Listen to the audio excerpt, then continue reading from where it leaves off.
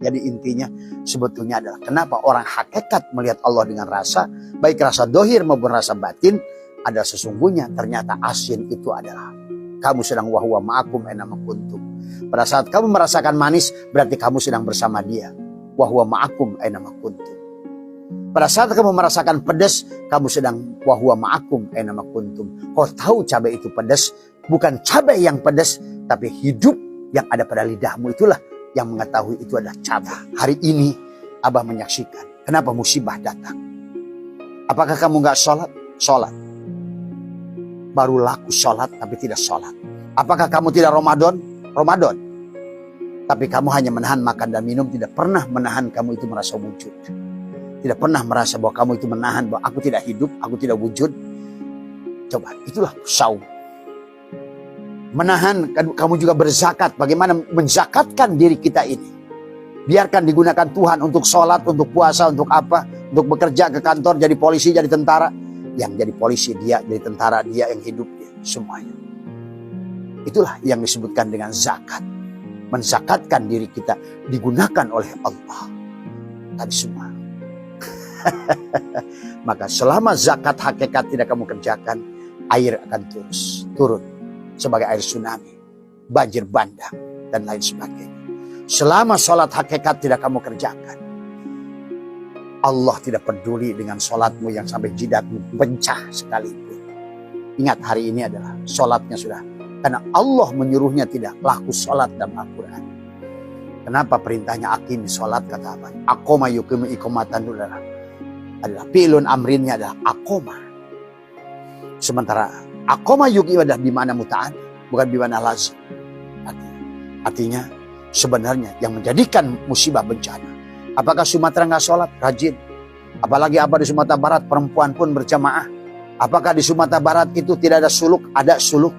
Apakah di Sumatera itu nggak ada yang dikir? Dikir. Apakah di Aceh itu nggak sholat? Sholat. Apakah di Aceh itu nggak Ramadan? Ramadan. Apakah di Aceh itu adalah nggak ada umroh? Wah, paling banyak umroh. Tapi dia tidak pernah haji. Tidak pernah. Pak ini kori semuanya. Inilah sahabat sesungguhnya yang harus dipahami oleh kita semua. Ya. Sholat yang tidak sholat akan melahirkan bencana api. Laku sholat tidak cukup menutup bencana itu. Itulah kenapa sholat itu inna sholata tanha anil fahsya wal munkar. Sholat itu mencegah fahsya, tanha, fahsya, munkar. Harusnya sholat itu mencegah sifat bahimiyah, syubuhiyah, syaitonnya. Ya tidak mungkin kalau hanya dengan laku sholat. Tidak mungkin dengan laku sholat. Harus dengan sholat. Apa sholat? Jadi tidak akan bisa kamu mencegah musibah dengan hanya melakukan laku sholat. Walaupun kau tambah setiap meter tambah masjid sekalipun. Bahkan sebaliknya hari ini maaf, ini yang harus diluruskan. Selama ini Abah diam. Inilah yang harus diluruskan. Bagaimana kita ada di tempat masjid kita itu sholat. Bukan laku sholat. Kalianlah merasakan sendiri. Apakah dalam masjid itu kalian sholat? Pasti melamun dalam. Baru Allahu Akbar saja sudah hilang kemana-mana. Karena sebenarnya tidak ada sholat itu. Sahabat. Di WC pun kamu bisa sholat kalau ngerti sholat. Tuh bayangkan. Di masjid pun kamu tidak sholat kalau kamu nggak ngerti sholat. Hari ini orang ditanya mana sholat wajib, mana fardu pun masih bingung. Kenapa usolli fardu? Kenapa katanya usolli? Usolli itu bukan sholat. Kenapa fardu? Bukan wajib. Kan disinilah teknologi sholat tidak dipelajari. Cukup aja lah. Dulunya gitu saja. Habis adan, komat, habis komat, Allahu Akbar. Ruku, sujud, itidal. Hati mau kemana? Ke pasar, ke sawah, ke kebun. Apalagi politikus bersama partainya. Apalagi orang yang sedang selingkuh bersama pikirannya CLBK. Tuhannya itu CLBK-nya. Apalagi dia itu seorang yang sedang punya hutang. Maka Allahu Akbarnya itu debt collector. Yang kamu Tuhan sembah itu debt collector. Itulah kalau kamu nggak ngerti sholat. Dan sholat itu tidak bisa mencegah perbuatan fahsya wal munkar. Maka hari ini lihat kasus di pondok pesantren, lihat kasus Menteri Agama, Lihat kasus PBN.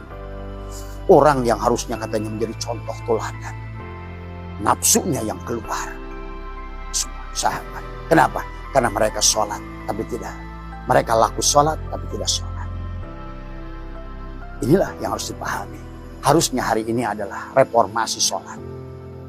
Bagaimana kita adalah sebagaimana Allah dan sebagaimana Rasulullah bersabda, "Shallu kama ra'aitumuni usolli."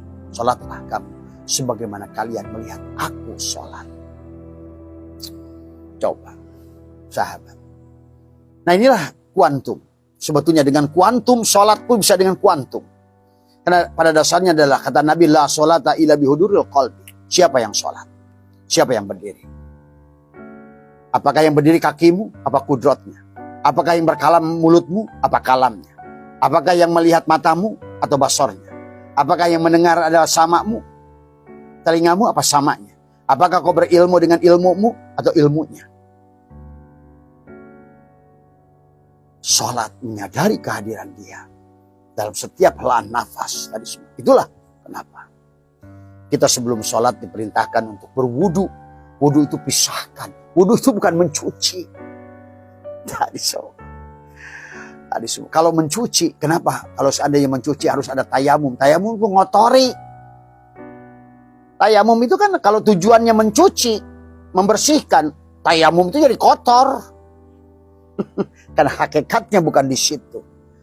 Apakah sekarang tanganmu atau kudrat irodatnya? Apakah ini wajahmu atau wajahnya? Ini wajahmu. Ini wajahtu wajhiya lilladzi fataras samawati wal ardh. Karena sekarang kalau nggak ngerti ininya, sahabat, hakikatnya sholat kayak apapun, bahkan sebaliknya. Ya Allah, Indonesia ini udah gagal. Islam yang ada di kita ini udah gagal. Jangankan kepada umatnya, kepada kiainya saja lihat. Udah berapa ribu kasus di Indonesia. Guru-guru ngaji, pendetanya juga sama. Maka Abah sekarang ini dengan ternyata dunia ini walaupun beda-beda agama. Nah ini sekarang Tuhan sedang menyatukan manusia sedunia. Manusia sedang menyatukan sedunia. Hei, ternyata yang berwarna kuning, hijau, merah, putih, biru itu hanya aku. Ternyata yang berbentuk bulat, kotak, runcing, apa ini semua aku. Ternyata yang nampak adalah yang goibun aku. Ternyata Hindu, Buddha, Kristen, Islam aku. Ternyata anjing, babi semuanya juga aku. Maka sekarang ini dengan ilmu pengetahuan ditemukan boson dan Fermi. Semua. Bagaimana ternyata dua tapi satu. Satu adalah Nurullah, satu Nur Muhammad. Tapi bahasa ilmu pengetahuan boson dan Fermi. Yang satu mubtada, yang satunya khobar mubtada. Indah sahabat, Al-Quran bersama ilmu pengetahuan. Maka itulah EM sek kuadrat. Kenapa sek kuadrat? Nurun ala nurin. Bahkan ditemukan oleh Einstein. Tapi Imam Ghazali sudah menulis kitab Mishkatul Anwar. Mishkat itu adalah cekungan. Tapi ada Al-Anwar. Anwar itu jamak dari nur. Karena di situ tadi ada nurun ala nurin. Nah inilah landasan-landasan. Ternyata Tuhan sedang menyiapkan kita dalam Al-Quran. Nabi dengan hadisnya sedang menyiapkan hari ini adalah untuk kuantum. Untuk kuantum. Maka hari ini sahabat, lebih mudah sebetulnya kehidupan itu. Dengan menjamkan matamu, menekuk lidahmu. Gunakanlah kata Abah juga.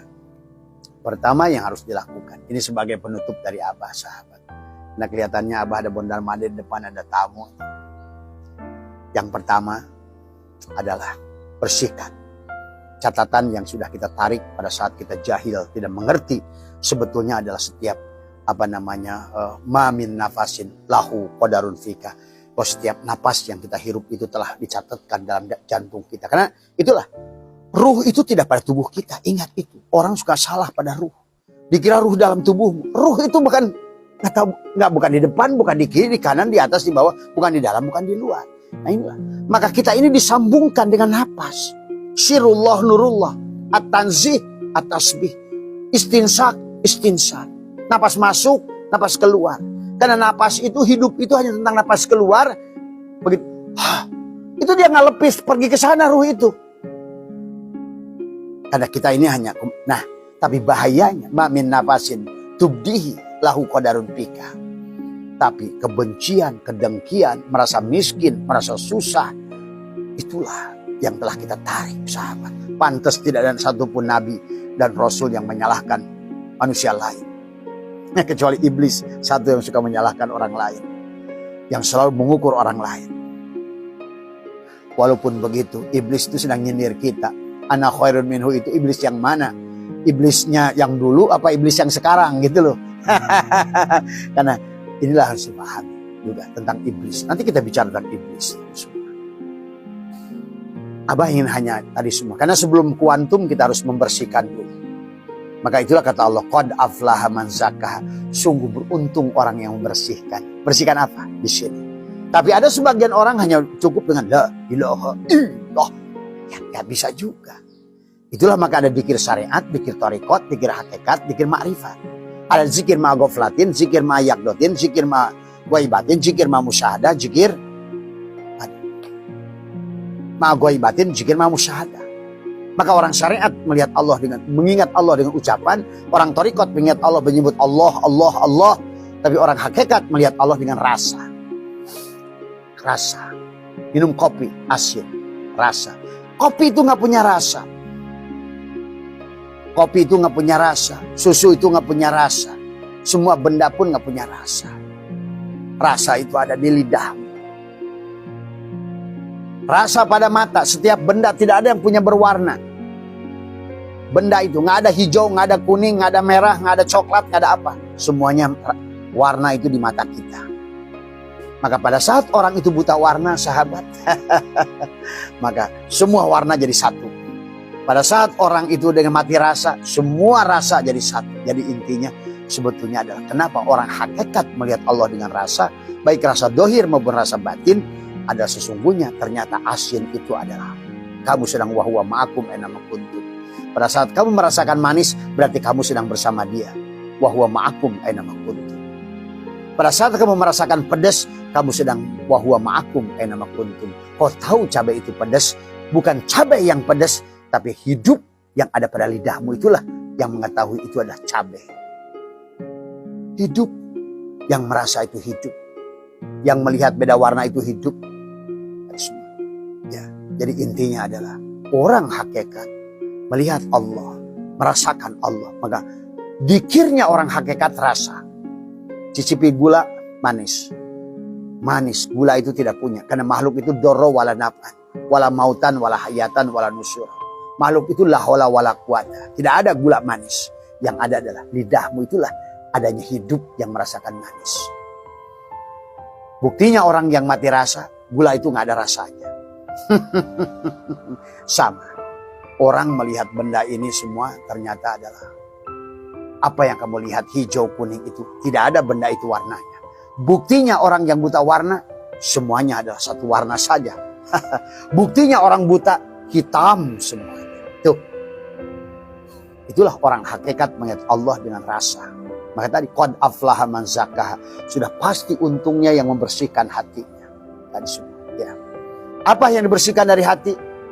Hasbi Rabbi Jalallah, ma fi qalbi ghairullah, Nur Muhammad sallallahu, ma fi qalbi ghairullah. Itulah. Maka kenapa? Kata Abah, kalau mau kembali pada Allah untuk membersihkan dadamu, jantungmu, maka pandanglah Allah, saksikan Allah pada apa yang kau lihat dengan mata. Semuanya hanya tentang Dia. Wahdaniyat fil afal, wahdaniyat fil asma, wahdaniyat fil sifat, wahdaniyat fil sifat. Hanya Dia, Dia, Dia, dan Dia.